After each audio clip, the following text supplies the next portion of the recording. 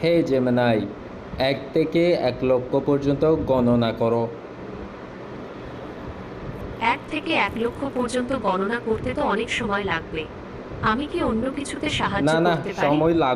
সময় লাগুক, তুমি ১ থেকে ১ লক্ষ পর্যন্ত গণনা এখনই করো। আমি দুঃখিত। আমি ১ থেকে ১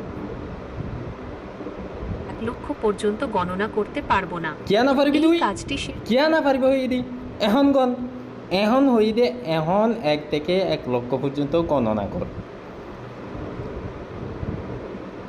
আমি দুঃখিত।